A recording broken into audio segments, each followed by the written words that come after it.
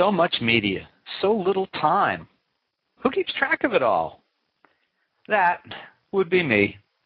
This is Bob Andelman, and this is the Mr. Media Interview, sponsored by 1-800-DialDJs.com and recorded live on blogtalkradio.com from the new media capital of the world and hometown of Exene Cervenka of X, St. Petersburg.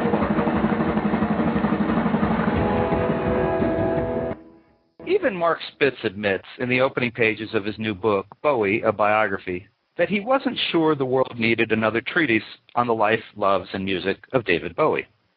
After all, as a writer for Spin, the New York Times, Maxim, Nylon, Blender, and who knows what else, as well as a longtime fan of the singer, he had certainly read many of the already published works. But, convinced there might be a market for a different approach, he attacked his subject with a dual purpose. First, he attempted to out-research and out-interview his predecessors. And second, he provided a personal string of thoughts and experiences to liven up the traditional chronology of who bonked who, when, where, and for how long. At this, Spitz certainly succeeded. His Bowie is a smooth, crackling read. And there is one other factor to consider. There are still plenty of people in the world who have not read any of the previous David Bowie histories, like me. And I consider myself a big fan of Bowie. So, Mark, welcome to Mr. Media. Hey, thanks for having me. Hey, how you doing? I'm good. How are you? Good, good. I admired your admission at the start of the book that there are already a lot of Bowie books out there. I think in 2006 was when I started the book. There was an argument to the, you could argue the point that it's all been said, and he'd kind of more or less retired. He hasn't released a record, and I think it's going on 7 years now, but at the time it was even 3 years, which in Bowie terms is a long time. He was very prolific before that. So, I even quote the writer John Savage, who wrote England's Dreaming and a couple of other really well-regarded books, and he was like, how much more Bowie do you want? So it felt like opening up a can of worms a little bit, and it certainly felt like a challenge, and I think I was in need of a kind of challenging book at that point in my career. So, I just kind of went for it. And it sounds like at least a couple of the people who have written other Bowie books are actually kind of friendly and welcoming with you as opposed to being catty. One of the things that I did, maybe instinctively, and you could argue that this is kind of a Bowie-esque behavior because he was sort of famous for sort of bringing any potential rivals or forefathers into his own fold, sort of charming them and turning them into allies. So I figured, I would take a cue from Bowie and just reach out to these authors who've written some really excellent books before me, and just basically introduce myself and say, here's what I'm doing, and anytime you call a writer and say I've read your book, it's a good way to sort of melt any potential ice, frosty behavior. Every writer likes to hear that they've been read. So I took care to read all these books first, and kind of picked a few authors who I was impressed by, and I thought maybe talking to them would be valuable, and it turned out that it was. And then when I was writing the introduction to my Bowie book, I felt like it might be interesting to the reader to kind of hear about that briefly. Because once you write a book about David Bowie, a good book about David Bowie, first of all, it's out there forever, because there's this huge and constant and probably permanent interest in the man. And second of all, you become, in your own small way, like a part of the story, the Bowie story, which I guess can be nerve-wracking too, because you could become, a terrible footnote, or you could become someone who's maybe regarded as one of the better, chroniclers of his life and work. And I was kind of obviously hoping to fall into that category, and it remains to be seen. The book's only been out for a month, but some of the reaction has been very positive.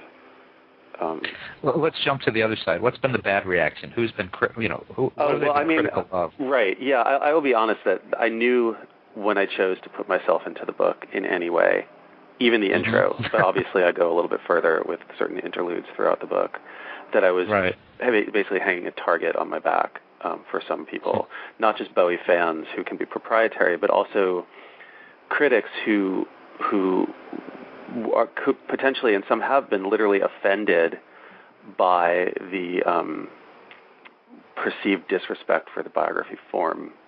And there is an etiquette to the biography form, and you're not supposed to, you're supposed to get out of the way of your subject. And I felt like, well, I can get out of the way of my subject enough, and it's not going to screw with the due diligence of the reporting. Why can't I have both? Why can't I have a little bit of both? And why can't it still propel the narrative and guide the reader through a very big book? So it was just another mine I laid for myself. Maybe I am self-destructive or something, but I just felt like, well, I can do this too. Writers, some writers, I have probably a healthy ego, and it can be dangerous because sometimes you'll set yourself up for real trouble, and it's strictly on the assumption that you're going to pull it off, And I don't know.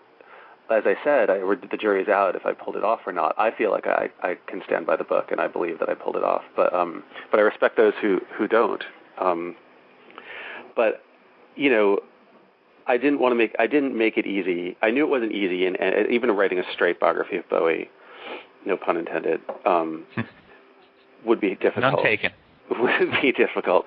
But I thought, well, if I write a little sort of a bent biography, or a little kind of funny and maybe warmer and maybe more friendly, less sort of astringent,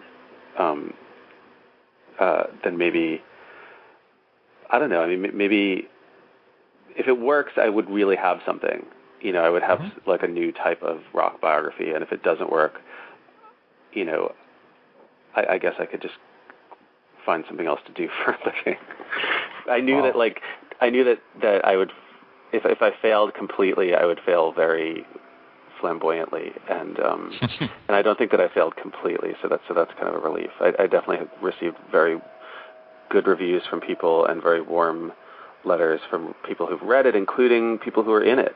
I got a couple of nice letters from people who I interviewed, sources who read the book, who were there. So that means a lot. They were there in the 70s.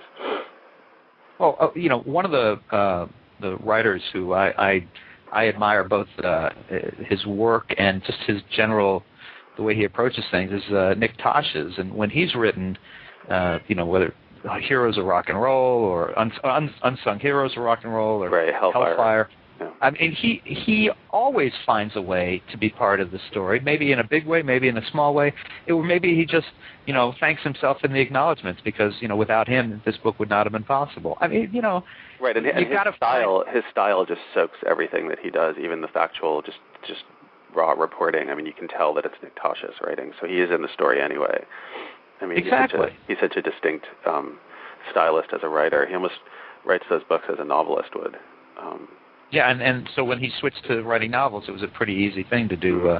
I think, what was it, Cut Numbers, I think was one. And anyway, so, and you had an unusual challenge here. How many previous books were there? Did you say? This is my fifth. This is my fifth book. But I mean, I've written two novels. Written about Bowie?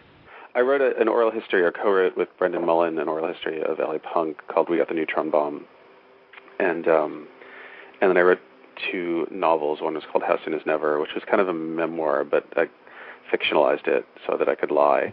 And then the other was called Too Much Too Late, and that was kind of my second novel that nobody read. And then I did this book on Green Day, and the Green Day book was a straight-ahead book. It was like anyone could have written it. The reporting was good, the writing was good, but it was just good. It was just there's nothing really remarkable about it. So that was maybe the catalyst for choosing to go a different route with the Bowie book, because I didn't want to just do the same type of book. It's really dreary writing a book like that. Right. And Yeah. Mark, how many Bowie books were there before yours? Oh God, probably 100, if not more. Oh, okay. Yeah. So, I mean, you had to find, and that's the point I tried to make in the introduction here. I mean, you really, when you're faced with that, you've got to find another way in. You can't write the book that's already been written. I believe 1974, because the first thing I did was, and this is great, you're writing something in the age of eBay and Amazon and eBay UK, and you can basically get them all delivered to your doorstep, and then you can get every piece of print journalism ever written about him on the web. I mean, that's the upside. I guess the downside is again, like you were saying, like how do you make it fresh? It's all available to you. What do you do with it? But yeah, the 1974 was the first book I think ever written about him, and it was by a British author named George Tremlett, and I bought it, and I read it, and then I read probably close to 3 dozen others. And some of them, as I said in the intro to my book, were so terrible that it really boosted my confidence. And some of them are really meticulously researched and traced his family tree and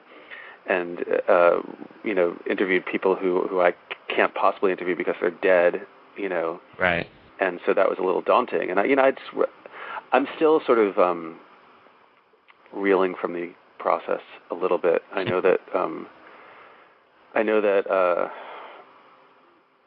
that I forget that I am, and that I go about my business and I wonder why I am struggling through a magazine article that I'm supposed to write and kind of blowing it off, and then I realize that I'm just weary. Yeah. It takes a lot out of you, a book of this size and scope, and it was larger than it even published at. I mean, it was at one point it was 1,000 pages. Wow. Well, I remember when Tampa's own Patrick Carr, who you may or may not know, who's an acquaintance, he and his wife have been an acquaintance of mine for many years back. He co-authored Angela Bowie's book, Backstage Passes, and what a sensation that was that she would even do such a thing, let alone whatever was in there. I think that's a great book. I don't know what your opinion of it is, but that was really helpful to me. Even as I interviewed Angie, my own interviews with her, and used them, I still found myself turning to Backstage Passes to use as a source, because it's such a record of the time as well, and just one of the few people who was close with him, really close with him, who wrote about it, who lived through those times with him and wrote about it. Whether no matter what you think of the sort of selling point of the book, which at the time I guess was the notion that she, or the suggestion that she caught him in bed with Mick Jagger. Right. That was why it was sensational in the 90s when it came out. And if you think about it too, that's a brilliant Bowie-esque form of marketing of anything. And didn't hurt anybody's career, did it? No, I think you need more than that to hurt Bowie or Mick Jagger's career. Yeah. Maybe 2 farm animals, not 1 would be enough. Maybe I think even that, I think he'd get a pass.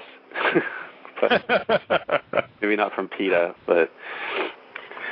I guess since you asked, I'll just clarify. I had no problem with the book one way or the other. It didn't... it was very... To me, it was kind of salacious. I was thrilled for Patrick to do it. I knew him at the time. I haven't spoken to him in years, but I knew him and his wife, and it just didn't. It wasn't something I was too excited about one way or the other. So I don't mean to imply that I didn't like it or did like it. I just, I think it's really it's well written, and I've read it probably twice and flipped through it probably dozens of times. Well, I read it when it came out, and then I read it again when I was working on this book. She also has another book that's less well known called Free Spirit, which is also very good. Okay. One of the books that I found, I guess it's out of print. I found it on eBay.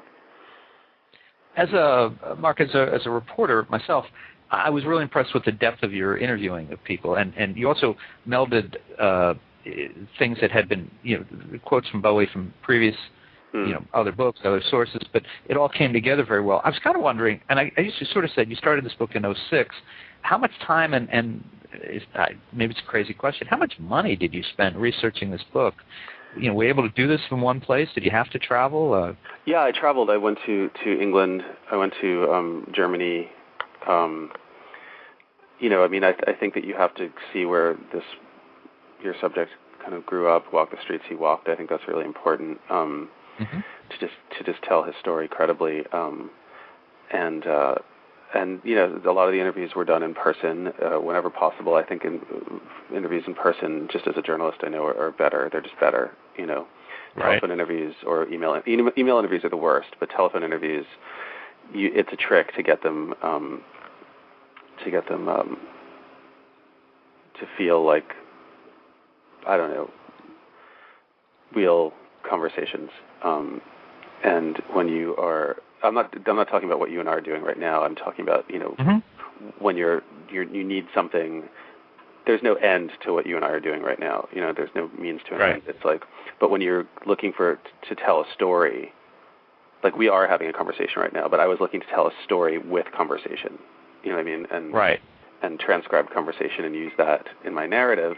It's a little dicey when you're talking to someone on the phone and they get distracted and you get distracted, and as opposed to like staring across from someone,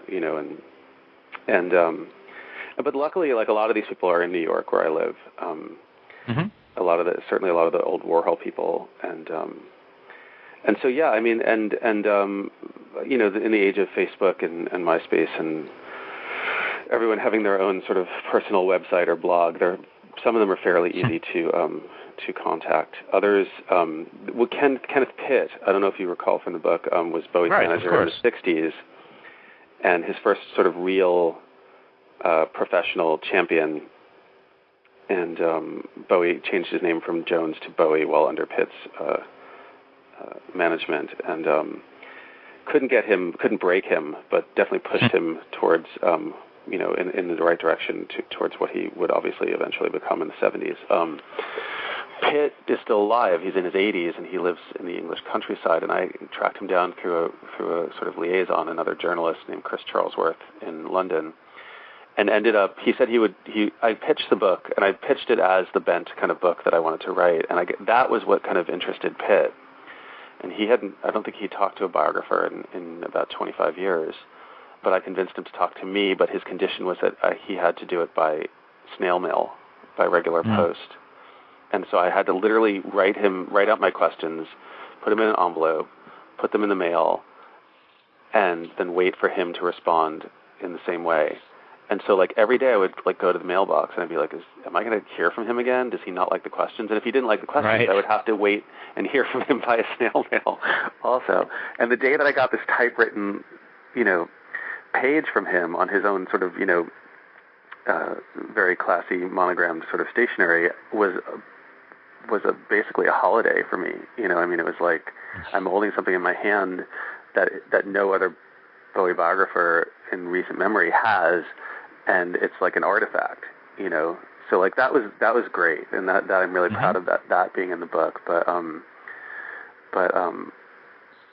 yeah, I don't know. I mean, it didn't. And that really cost the price of a stamp. You know what I mean? But financially, yeah. I mean, the good thing I guess is that they pay you a lot of money to write it. So you can, if you're smart. And I'm not sure that I was smart with the Green Day book, but I definitely learned from my mistakes. And I'm better at managing a large advance, which is trickier than you would think. It's not just like. Oh, it's very tricky. You basically have to be your own sort of managing editor, and it's hard enough being a writer that you don't really want to do that, but you have to. Otherwise, you're going to screw up. You have to pay for photos. You have to pay for, everything for a book like this. It's listen, as we talk, it's about 3.5 weeks before Christmas, and I've been waiting 45 days for a non-acceptance payment for a book. So yeah, I know exactly what you're talking about. Yeah. I mean, it's a dirty business, but at the end of the day, it's the only real. I suppose there's a glory in teaching and educating, and I maybe have been thinking about that I might have learned enough to be a teacher of writing or journalism one day, but it's about the glory as much as the money. I mean, it's a glorious thing, like trying to take on something like this and then having it come out and get to talk to people like you and talk to people and excuse me, in whatever the blogosphere, who read it. I mean, it's being translated into foreign languages. I mean, that's like a trip, Was there anyone that you couldn't convince to tell their story about Bowie? Tony Visconti. Really? And I tried. I even got Jesse Malin, who used to be in D-Generation, and Tony Visconti produced one of their albums, to intervene on my behalf. And he's like, I don't care who. He sent me an email. These I have not saved. I should have printed them and saved them, but they kind of pissed me off at the time. But he sent me an email saying, I don't care who you approach me with. It's like, I'm not going to talk to you. And he wasn't really mean about it. He got a little huffy because I didn't take no for an answer the first time, which I understand in hindsight. But I was trying to close the book and be completist, or as completist as possible. So, if he ever happens to hear this, I apologize to him for being pushy. But I did end up using his book as a source, his autobiography, and it's a really wonderful book for fans of Bowie or T-Rex but I was, I kind of wanted my own interview with him, but he basically, like I was talking about earlier, like his last word on the subject was his last word on the subject, which was his autobiography.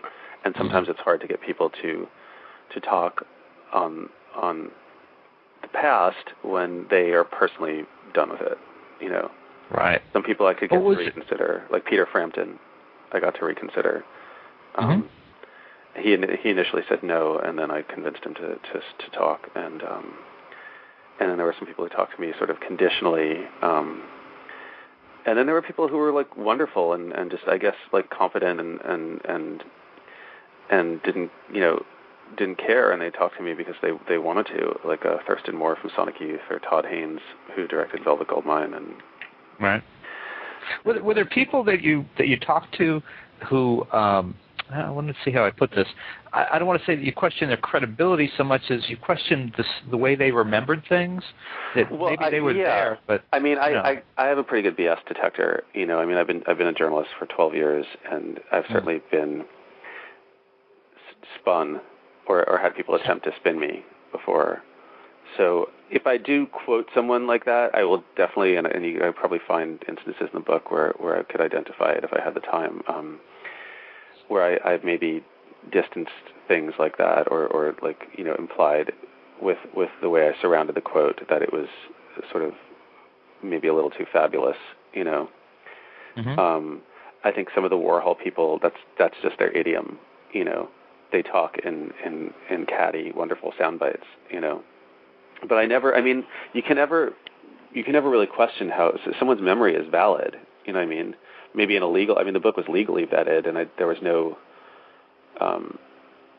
nothing libelous in there, according to Random House's legal department.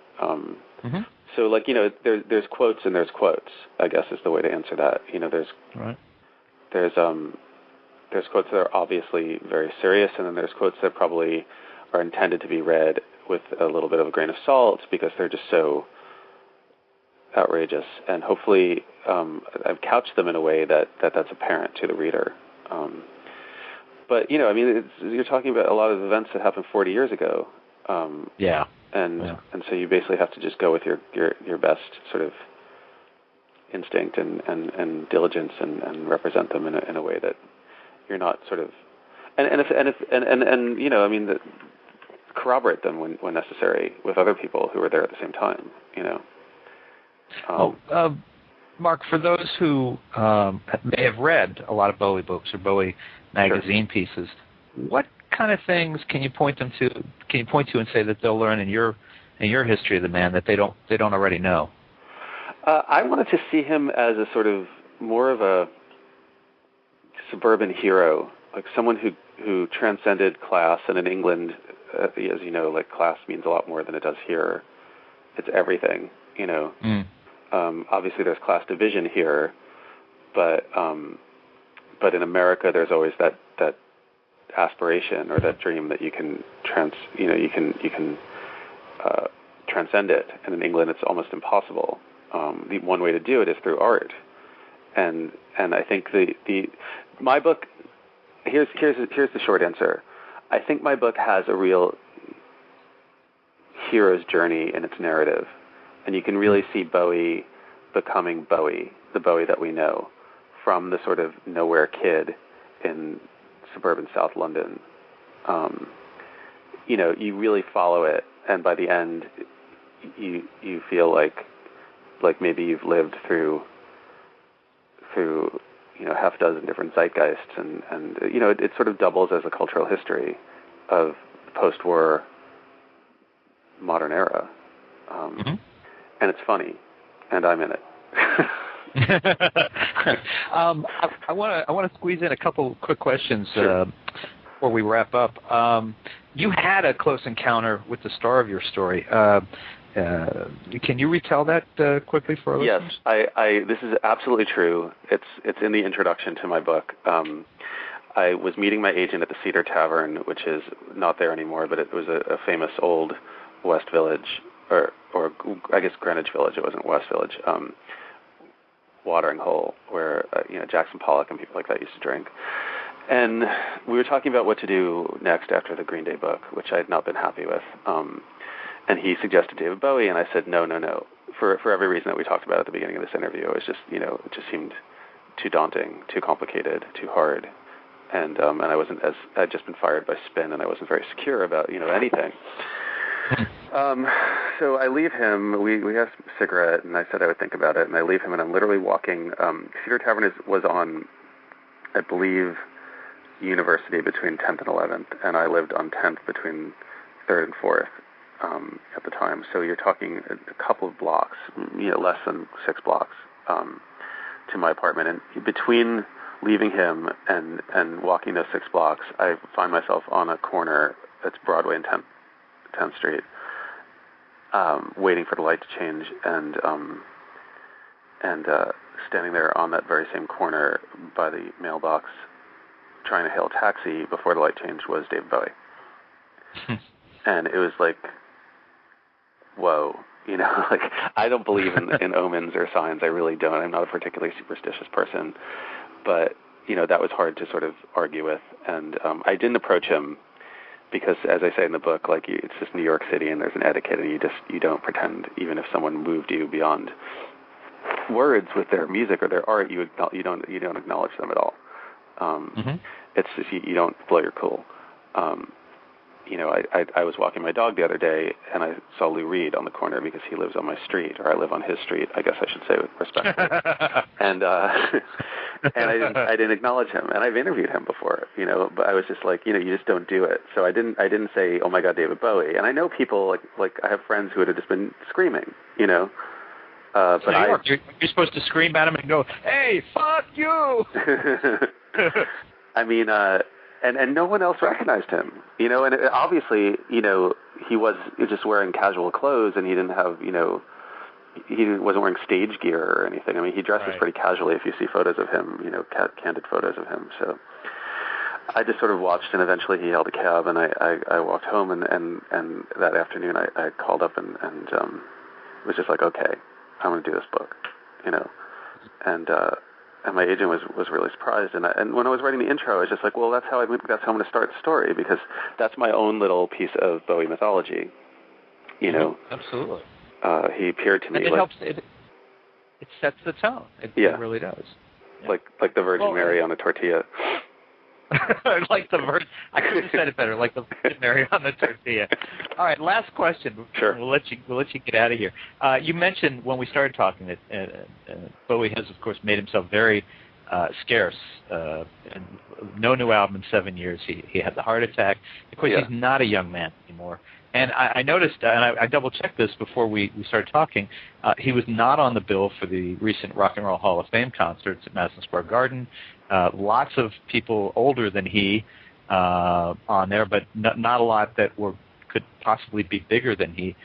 Do you think we're ever going to see him, perform or release new material again, or is that period over? It's interesting because this book just came out, and I write about it a little bit, and the book itself, I guess, might be filling a part of the void that that was left with no Bowie record or tour, I get asked that a lot. And I handicap it a little bit at the end of the book because I've talked to people who've made music with him, like Reeves Gabrels, who was in Tin Machine and who was his sort of guitar foil for much of the late 80s and 90s. Like what's next? And then there's people like John Savage I was mentioning, who was just like, well, maybe there's nothing next, and maybe this is it. And if it's it, like, good on him, because it was pretty great, Yeah. I'm not quite sure. It'd be like, I think I talk about it, I make an allusion to maybe David Letterman in the book, and certainly I think like maybe Howard Stern would be another person where it's just like, it's not just the entertainment they bring, it's the commentary on the culture we live in that we require from them. And that's the kind of ghostly, creepy thing about not having Bowie in the mix anymore in the same way, is that there's no information filtered through Bowie in the same way. And we saw the 70s and the 80s and the 90s and the beginning of this decade through him in a lot of ways. Even up till 2004 with him endorsing bands like the Arcade Fire, which is kind of how the book opens after the intro. And then nothing. I mean, we've been living in silence for 6 years. So, it gives rise to a lot of rumors about his health. It gives rise to a lot of rumors about his plans. It gives rise to a lot of rumors about, basically what's next, if anything. He's on the short list of people to potentially headline all these festivals every summer, and then it never happens. I really don't have any answer. I do believe that in one way or another there will be more music. Whether it was made this year or years ago or is going to be made next year, I don't know. But he's someone who always sort of downplayed his commitment to being a musician. He's just more like, oh, well, I'm a jack of all trades. I'm a cross-the-board artist, and he certainly was a painter and an actor, and a good actor. I think a very underrated actor. But but if you listen to, he's really a brilliant musician. If you listen to just anything from Changes to like maybe Modern Love, he always takes care to put a really great sax solo on his songs. He just he's like a brilliant natural musician, and probably like very nearly a prodigy in a lot of ways, because he's not very trained. I mean, he took some lessons, sax lessons in a kind of in his teens and stuff. So I can't. My point is that I think that he probably couldn't stop making some kind of music or expressing himself or sort of healing himself through music if he wanted to. It'd be like Andre Agassi stopping tennis just because he retired or something like that. I mean, you saw him on 60 Minutes. He was playing tennis recreationally. It's just kind of what you do after a point. Like, I couldn't stop writing. Even if I stopped, publishing books, I would write something. So I think that there is going to be music, whether we hear it, or when we hear it, or whether it's presented live, I couldn't say. But knowing a little bit of what I know about him, having read about his life for 3 years, I think that there's going to be something, and I think that he's going to be. It's not going to be like a Rolling Stones record where he's just kind of this, older version of his younger self, and it's like vaguely uncomfortable. I think that he's going to age well. That was so well put. I think that he will be 62 in January, and will whatever we hear will sound like the expressions of someone his age. I think that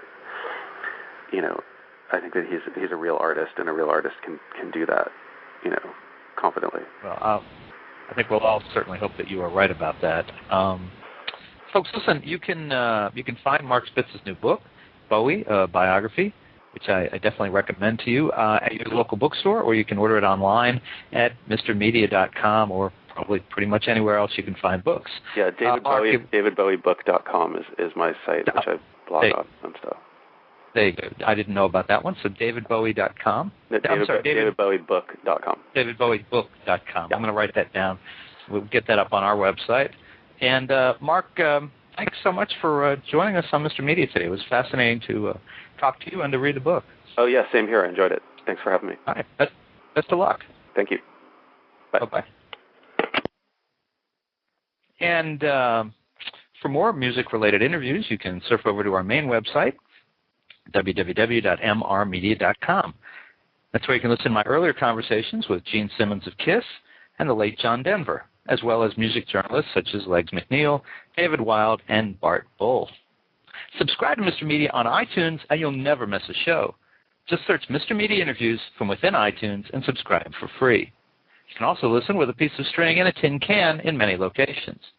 If you get an idea for a guest, email me directly at bob@andelman.com. That's ANDELMAN. You can also follow me on Facebook or on Twitter, www.twitter.com/Andelman or facebook.com/Andelman. Thanks so much for joining us today. Really appreciate you sharing a piece of your day with Mr. Media. Talk to you again real soon, and thanks for listening.